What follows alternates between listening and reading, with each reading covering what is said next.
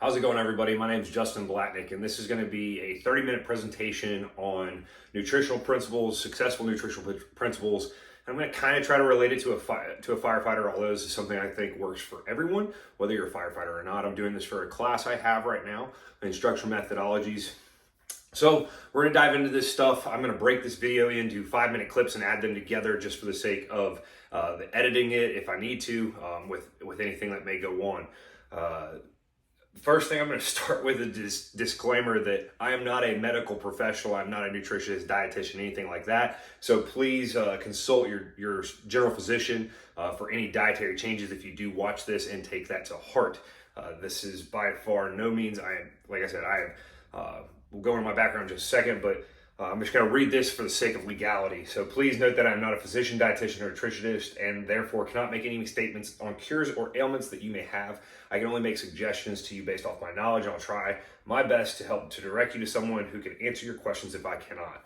As always, it is best to contact your physician prior to beginning any new dietary or exercise regimens, and to make sure you are in good health to do so. So, kind of where this is coming from for myself, I've got my background in exercise physiology. I've got my undergrad and master's in exercise physiology from Appalachian State University. I've been a certified strength and conditioning specialist and personal trainer for over a decade, as well as a weightlifting sports performance coach. And I've owned a gym since 2017, Strength and Power Gym in Indian Trail, North Carolina. I've done this as a similar presentation like this we did for some high school parents and high school athletes and coaches, tailoring it to what can we do for their kids. And I thought, what better way than to share this information for a firefighter. So, referencing a lot of this information, I am a huge fan, advocate, and believer in Renaissance periodization.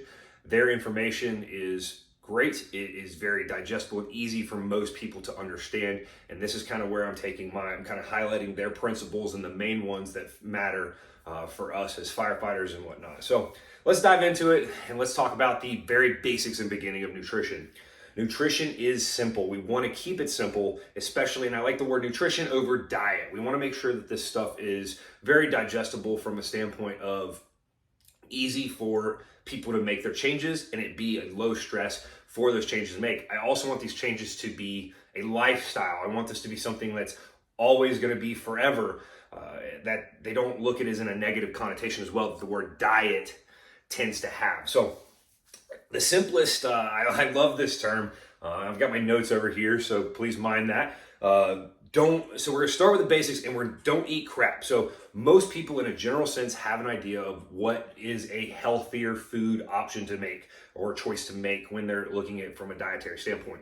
What you want to look at are, simple cues of shopping around the grocery store or eating like the rainbow. So typically good, healthy food for you is colorful and not a brown tone. So fried fat foods and processed foods have browner tones. Not to say not all brown foods are not bad. So there's not a lot of alls and nevers and always in this stuff. So we want to make sure that the changes are simple. So and a couple other basics is tracking your nutrition or your diet from week to week, and not just that, but also where hopefully exercise is going to go along with this stuff. And then we're going to make small changes so that this cultivates success. With your small changes, we don't need them to be very daunting. We want them to be successful, so it builds that psychology behind it that we're okay to add to it each and every week. Some of the other simplistic things that we want to start with before we dive into anything else are to consume a full glass of water before each meal. We want to do this prior to the meal if possible, and what that's going to do is help with fullness. Most people, and I'm saying most here, a lot of people tend to be chronically dehydrated. Even in the wintertime, believe it or not, we don't consume enough fluid, so that also helps with that. When we're eating, we want to eat till about 80% full. You don't want to overstuff yourself or overgorge yourself. It's like eat, you want to pause at the end of eating, say, do I really want any more? And then kind of evaluate from there. And then kind of the simplistic of building out your meals. We want to have a protein source with each and every meal. We want to try to have maybe a vegetable source. And granted, remember, there's a million different ways to eat and diet. So these don't have to be be-all, end-alls. Vegetables are going to be lower in calories typically and allow you to have a higher quantity of them, which is going to allow you to feel more full because you get to eat a lot of food. And then obviously I already mentioned drinking more water. And then the one other thing we want to make sure we look at is alcohol. Very common for most people over 21 years old to consume alcohol. This is not going to be an alcohol presentation. We just want to know we want to limit it. If you have to put a number on it, limit it to maybe 4 total drinks per week. Or you can say, hey, I'm going to limit it to just a couple days. All kinds of different strategies with that.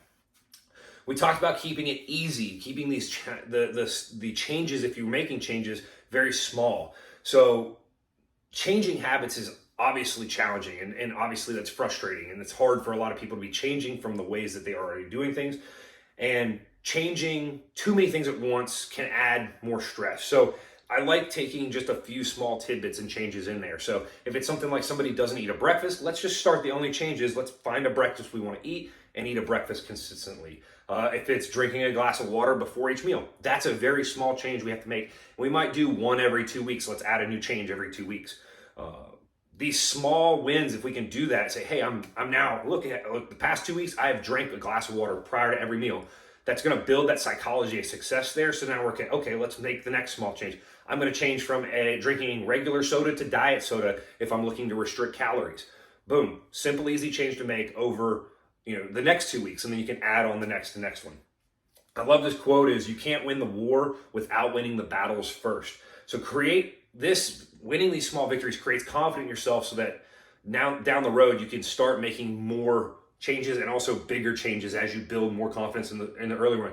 Most people are very hesitant to make changes early on, so we want to get to a point where we can make bigger and bigger and more impactful changes. All right, so let's dive into the meat and potatoes. That's a food pun. Let's dive into meat and potatoes of what dieting or what our nutritional priorities need to be for whether we're maintaining, making changes, gaining, or losing. So we're going to look at it from a hierarchy standpoint. And so if we're going to do a pyramid, obviously the larger the section, the more important. So this bottom section is going to be 50%. We're going to have a section of 30, a section of 10, and then the top section, 10%. We're just not going to worry about that right now in this presentation. We're going to focus on our main 3, since this is a shorter little talk on nutrition. So in our first section, 50% of my nutritional priority, unfortunately, needs to be towards calories. This is the word that most people do not like. Most people don't like calories. So when we're starting with calories, what it really means is, yes, we do have to know how much we're eating. So calories in versus calories out is the most important thing for nutritional success. Most people are trying to diet down and get leaner in general sense. Yes, we can talk bulking. Anytime we're talking about bulking or gaining weight, gaining muscle mass, trying to put on muscle, we're really going to just flip-flop everything we're talking about. So from a calorie standpoint, if you want to lose weight, you have to eat less than your body is burning. Your body, if you laid in bed all day, is going to burn a set number of calories. Plus now we add in normal activity, and then we add in exercise. So we have adding more and more calorie burn. And we have to use an intake level that's going to match that. So if we maintain our body weight, if we burn 2,000 calories a day is probably the most common number you hear. If we burn 2,000, we need to consume 2,000 to maintain. And it's on average over, let's say, a week. So you're not necessarily always losing fat or gaining muscle when you're doing these bulking and cutting diets. It's tissue as a whole. So yes, if you're cutting, you might lose a little muscle mass. We're going to try to eat to prioritize that, to limit that, and then this is always going to adjust, obviously, for the individual, for their body weight. So if you're a heavier set individual, as I'm just use myself, as a 240-pound male, I'm going to have to eat more calories just to maintain where I'm at than a 140-pound male or even female. So our next priority, 30%, is going to be what most people hear the term is macros. So your macronutrients. Your macronutrients are proteins, carbs, and fats. Those are your 3 macronutrients. So we're going to start from a dietary standpoint with protein. Protein is the one thing we want to get in first and with every meal. Our carbohydrates, depends on if it's a workout day or not. Right now I'm looking ahead of building out what I'm going to eat. What does my diet need to look like? So first thing is protein, then it's going to be carbohydrates. Carbohydrates, if it's a non-workout day, and these are just some general calculations I have, is we're going to look at less than a half gram per pound body weight of carbs per day. If it's a workout day, it may be 1 to 2 grams of carbs per pound body weight. And we'll do some calculations here later. And what that says is we need carbs more on workout days because they are a fuel source. Protein, we need about 1 gram per pound body weight, and that is because it is the building blocks of our muscle tissue.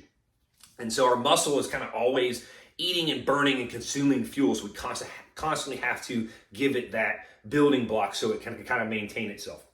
And for fats, so our third macronutrient is fats. That is going to be kind of the rest of your calories. So if we know I need to get to a certain calorie and I've got a certain number of carbs, we'll fill in the rest with those fats.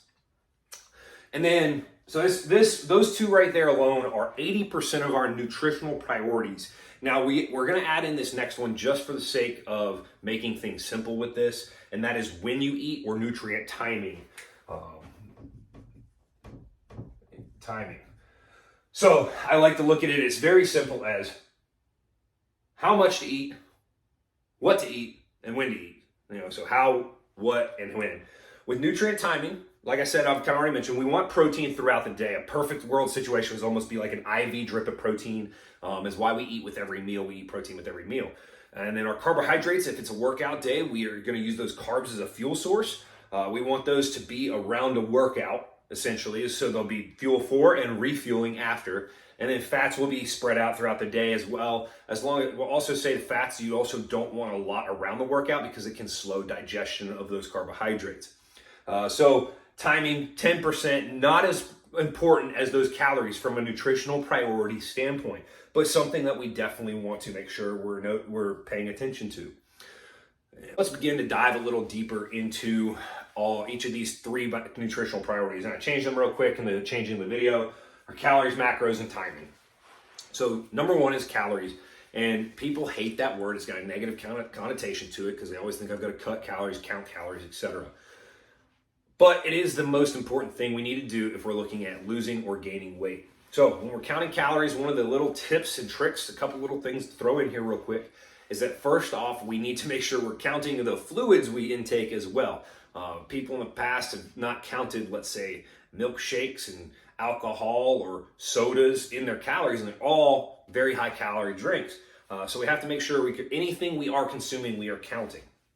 A couple things that will help you with your counting is a food scale. So learning to measure out and your food portions, and also kind of paired with that is understanding how nutrition fact labels work. The numbers on there, understanding serving sizes that are presented, as well as you can kind of throw out the percentages on there because those are going to be individual, or what the percentages are based on is a 2,000 calorie diet, which unfortunately I'm about to use right now to help you with some calculations. So let's talk about calories. If we're wanting to gain or lose weight, most people are going to say lose, and it's because they're losing fat. That's what happens when we diet most of the time. And I'm going to base these numbers off a 2,000 calorie diet. Through research, and we found that roughly burning 3,500 calories equates to a pound, and that's done in labs and stuff like that. We're not going to dive into that. But from a 2,000 calorie diet, we know we need to lose 3,500 calories per week. So divide by 7 days is equal to 500 calories per day. That's where we need to adjust. So if we have 2,000, we need to move 500 gone. We're down to 1,500 calories of consumption per day. It would be our average for the day if we're trying to cut down about a pound a week. Now that's a very vast number. That is not the number that everybody needs to follow. Some people need to go half pound or a quarter pound a week, and you're going to have constant fluctuations as well. And one thing you're going to see that is like, man, that's 25% less than what I'm already doing. So what I like to start at, if it was my choice, I would try to say, let's take this down here and let's lose 250 from our food. And then let's do 250 in exercise. So that's where we're starting to bring the exercise component into nutrition. It's going to be a lot easier to cut 250 calories out typically than it will cutting 500 out. But other things that are going to be very interesting when you start to adjust nutrition with people is if you're eating the right foods and you're starting with these priorities, we start with calories, we start getting them the right macros. What a lot of people realize is when we start getting the right protein amounts, there's a lot more food than they're used to, especially if you kind of pack on a lot of vegetables in there. Like I said earlier, those are going to kind of fill you up. People will realize it's a lot more food than they're normally eating. It's just not as calorie dense. Their foods may be higher in fats, so they're going to be more calorie dense or kind of things hidden in there. So we can look at this in a plus or minus standpoint from a calorie standpoint. That's the first thing we're gonna have to calculate out, unfortunately. And there are a lot of actual calculators out there on the internet. You can look up like, what are my baseline calorie numbers? I didn't put that in here, these calculations for that per se, specifically because there's so many different ones out there, and you kind of have to just pick something. And or what we really have to do is measure what you're currently eating and what your current body weight is. And once we get that, that'll give us that baseline number. So we don't have to predict it off a calculator. What we can do is just do a food log, measure what you are consuming, and then go in from there and use those numbers. So let's take and start looking at macronutrients. We talked earlier about the calories per gram for protein, carbs, and fats. So for protein, we got 1 gram per pound lean body mass. And I'm just gonna kind of quickly use my numbers just for the sake of kind of trying to round things. I am 240 pounds. Let's just round it to 250 for me. I'm a larger adult male. So with protein, I'm gonna want 250 grams of protein per day, every day. And I'm gonna divide that out amongst all my meals. So I may have to eat multiple meals to be able to get that number in. And spread that out all day long. Some calculations to make it a little easier. This is off my total body weight. They may go off of lean body mass. So you have to do a body fat calculation and say, okay, if I'm 20% body fat, that's gonna be 50 pounds body fat, so I would only be eating 200 grams over here if it's off of lean body mass. So I'm just gonna go off of my normal body mass. When we look at carbs, we want it to be, we talked about it's a workout day or non-workout day. If it's a non-workout day, I don't need a lot of carbohydrates because it's a big fuel source. So I don't need them for those big workouts. Now we talked about, I also mentioned I want to make this for firemen. Firemen might be a little bit more than a half. This is very basic general numbers and we can adjust from there. So a non-workout day, I need about a half gram per pound. So 125 grams on the day. And if it's a workout day, I need 1 to 2 grams. So that's gonna be 250 to 500 grams of carbohydrates, right? And now we can calculate out into calories here. So I know that this is times 4 for protein is gonna be 1,000 calories for the day. And we're gonna say we're gonna low into workout for easy sake is another 250 calories, or 250 grams. So times 4 for the calories is another 1,000 calories. So I personally am already, without any fat, going to be at about 2,000 calories already. Now, we know from filling the rest, and I can kind of just make up a number for myself. Let's say I need 2,500 calories a day. And I know I said I was going off of 2,000. I'm just going to use me for an example. And I need 500 more calories. That'll come from my fats. And fats is 9 calories per gram. Let's round it to 10 for easy math. So 10 into there is going to be 50 grams of fat to fill out my diet. So if I kind of underline what I'm going to be eating each day and we look at my calorie numbers, I'm going to be 2,500 calories. My protein is going to be 250. Protein, carbs is going to be 250, and fats is going to be 50. Once again, very rough numbers, just kind of putting how we do these calculations together for me. Now we'll have to change this for anybody else based off of their body weight. And also, like we said, our total calorie number, which I kind of had to make up right now, is based off of something that, that's based off of, we doing a food log for you. So we could do a food log for me, and I actually may need 3,500 calories. I may only need 2,200 calories. It all is independent on the person. The last little bit I want to dive into deeper on this before we kind of do more calculations is timing, so when to eat. It depends on what foods you are eating. So like we talked about protein all day long, and we talked about workout day or not. Carbs around your workouts, more carbs than anything around your workouts. That will be in every meal, and then fats is minimal around a workout. Diving into a sample breakdown, and I kind of went through this roughly up here on the whiteboard. If it was my perfect scenario during this class, we'd have a handout for everybody on this with the samples on a sheet of paper. After that, and your homework for this is you're going to be going and doing these calculations for yourself. So, kind of contradicting myself a little bit off of something I said earlier once I pulled up these calculations.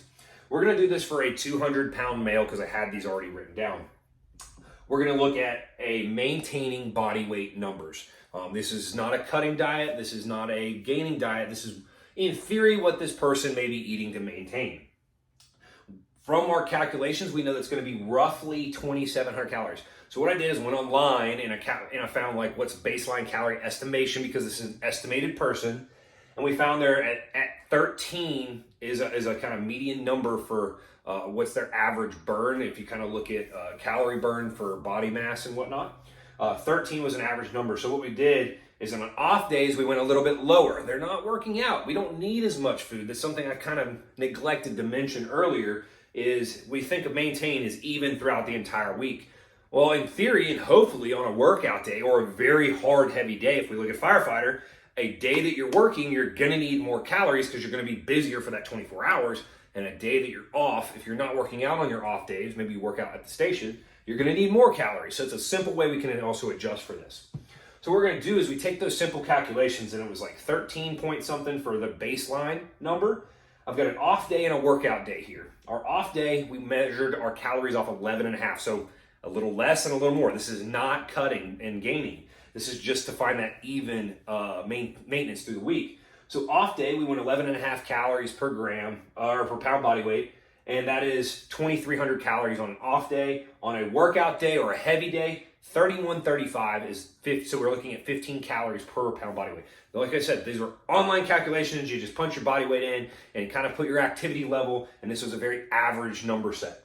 So from all our information prior, we know 200 pounds, we're going to go 200 grams of protein for both days. The big change is the carbohydrates per day. We have 100 grams on the off day, but 300 grams of carbs on the actual work day or workout day. And then our fat content, 122 and 126. Like we said, that fills in the rest of the gap. And it's actually a little bit higher than I would expect, honestly, off the top of my head. But like we said, this is a maintenance diet, not a cutting diet. And cutting, we probably will end up cutting down the fat more than anything because we still want the carbs for that fuel source. So that's kind of how we build out our numbers for the general day. Now let's look at meals. Now, we haven't really talked about timing, like how many meals to eat, and that's kind of going to be dependent upon the person. I personally have always gone off of 5 or 6 meals personally. I do like the 6 number, and we'll talk about that here in a second. But what a 5 is, if you go a general off day, you may have 5 meals. You'll have breakfast, lunch, and dinner, and 2 snacks. Or you might have, I like 6 because you have breakfast snack, lunch snack, dinner snack, or dessert as a snack. And you just have to find things that work that fit in these meals. On an off day, so we have our calorie numbers at the top, our off day, all our meals are going to be equal. We don't need to change things around workouts or anything like that. So your off day calorie numbers or gram numbers per meal, which is calories, is all going to be dependent on, they're all going to be even, So protein divided up even, and this is based off of 6 meals, 6 meals will have 33 grams of protein per meal, 17 grams of carb per meal, and 20 grams of fat per meal. That is for all 6 meals, they'll look exactly the same. And if we go to a workout day, and this is where it starts to get a little tricky and you have to pay attention to the calculations. Meals 1 through 3, we're going to say this person works out in the afternoon, or let's say their firehouse is busier in the afternoon and evening, just like mine. They're going to want, and this isn't going to be perfect for a firehouse schedule, let's just say this is a workout schedule. We would divide these up a little bit differently, but meals 1 through 3, so breakfast, a snack, and lunch are going to be 33 grams of protein, 10 grams of fat, 10 grams of carbs and 36 grams of fat. So fat heavy in the morning, very low carb in the morning, because we want those carbs around that heavy workout later in the day. Pre-workout, still 33 grams of protein. And if you look at all our meals, they're all 33 grams of protein. Carbs, we're going to go 45, a little bit heavier carbs pre-workout, and 9 in the fat. That's going to cut down. And these calculations are just something they're not 100%. They're just some playing with some numbers. So we're going to go in and we'll divvy up, and there's some percentages and stuff like that. And it's going to vary. Like I said, this is going to change for everyone. But in general, I was just moving some numbers around. And we can get in, if somebody really wanted to, they can message me and we can talk in depth about where those numbers are going. I want to start everybody here. Let's just find the baseline of an off day and then know that I'm going to shift calories on my workout days.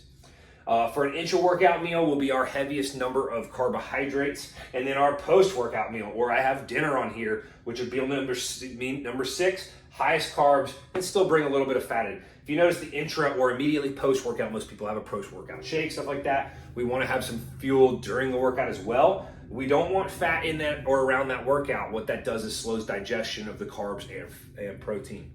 Now, if we get into really the weeds of the percentages of where we want our carbs and how much of what around what meals, like I said, this is a short presentation. That's for another time.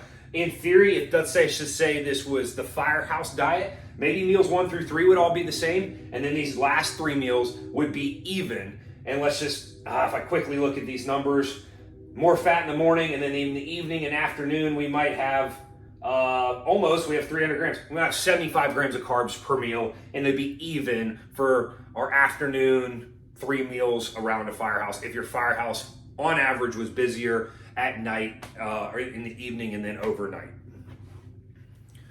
All right, so we kind of mentioned, to wrap this all up in very basic terms, we know that this is going to be different for every individual person. So that's the homework, is to go home and calculate out, figure out, maybe do a food log, find out what you're actually eating, and figure out how you can adjust what your numbers are first. Like we talked about, small changes first.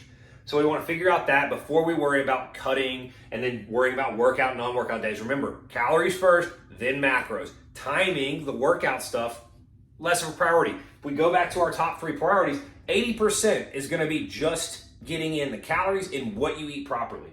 So even if you ate what your off days would be on your workout days, if you had it even throughout the whole day, you're going to be 80% of the way there from a nutritional standpoint. The last 10%, we're going to look at things like micronutrients, hydration, supplements. Like I said, that's 10 total percent. Very small for a different day, more deep topics. So a couple other things I want to hit before I wrap up this presentation are the debunking of myths or popular fad diets. So we've heard paleo, keto, now is carnivore, Whole30, gluten-free, zone, Atkins, Weight Watchers, doing cleanses and detoxes. What are all of these and how do they work? They're all a million different ways that you can kind of try to do things, and they all come back to the very first priority. If you're cutting, and that's what most of those are related to, it's going to be calories. Calories in versus calories out. They are all going to be a restricted calorie diet, typically. So one thing I would encourage from personal experience is go watch some food documentaries on Netflix, Hulu, wherever you can find them. It'll open your eyes to some things on how our food is handled and what is in our foods. There's a lot of information out there, and there's some really good ones out there that, and some people, obviously, they're propaganda-ish and who funds them and stuff like that. You always have to be careful about where you're getting your nutritional information from, so take things with the grains of salt, but arm yourself with that knowledge as best you can.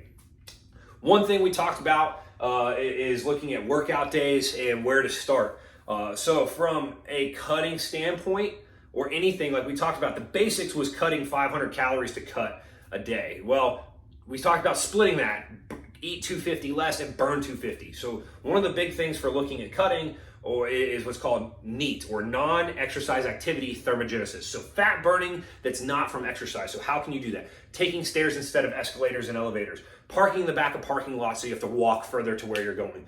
A huge one I'm a huge fan of is taking a 5 to 10 minute walk after meals. Things have been found that it helps with digestion, which is going to help get these nutrients into your body better. Other things you can look at is walking or standing desks that increase your daily activity, that are going to be like really small, impactful changes that are going to make cutting the 250 calories easy, because now I'm burning 250 calories more a day. And I am a huge advocate, and I've got a note on here, of doing something over nothing. A couple other things that this is probably the most common things and adjustments that I've made with people myself personally when coaching people through nutrition are, like I said, we go back to the beginning where we talk about keeping it small, keeping it simple, is if they're not eating breakfast, let's get them eating breakfast. Hey, we're adding calories, but maybe we need to adjust. Maybe lunch is going to be a little less now because they're not going to be as hungry. They're drinking water. One of the big ones that I find with most people is lunchtime is the easiest one to start with. If you're eating out at lunch, bring your food. And that's going to depend on where you're at. Bringing in your food from home or making your lunch. And if we talk about Firehouse, that's pretty easy. They almost always cook at lunch and cook at dinner at the Firehouses. But finding easy choices for that. is going to save you some money as well. And a lot of people are in that boat if they don't want to spend as much money. If you go out to food to eat now, it's at least $10 a day. If you're making your food from $10 a meal at lunch, if you're bringing that from home, it's going to be a lot less. And this works well with kids as well. If you have kids, packing them a lunch versus them buying it somewhere, it's going to typically be healthier for them.